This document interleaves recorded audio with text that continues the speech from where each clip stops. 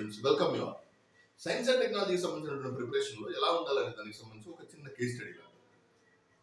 So Christopher నోలాన్కి సంబంధించినటువంటి movies నుంచి మీకు ఎగ్జామినేషన్ పాయింట్ ఆఫ్ వ్యూ ఎలా ఇంపార్టెంట్ ఒకసారి చూద్దాం. ఇంటర్స్టెల్లార్ మూవీ నుంచి స్పేడెక్స్ అనేది చాలా important topic. So ISRO launch చేసినటువంటి space docking experiment can be related with the interstellar movie.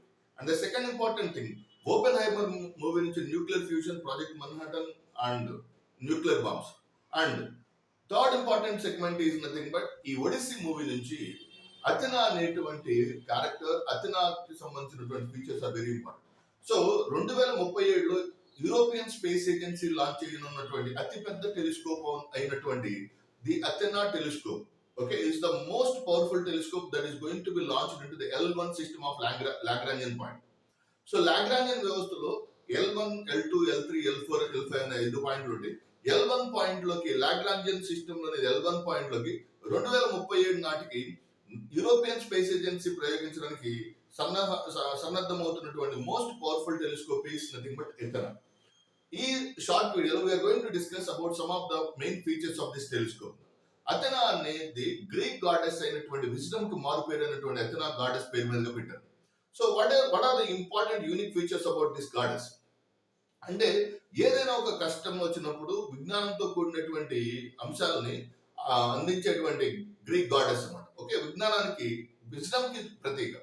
So అలాగే L1 స్థానంలో ఉంటూ సూర్యుడిని ఎక్స్రే స్పెక్ట్రమ్ అధ్యయనం చేస్తూ విశ్వం యొక్క ఖగోళ రహస్యాలను విశ్లేషించడానికి L1 స్థానంలో యూరోపియన్ స్పేస్ ఏజెన్సీ ప్రయోగించనున్నటువంటి telescope is nothing but Athena telescope.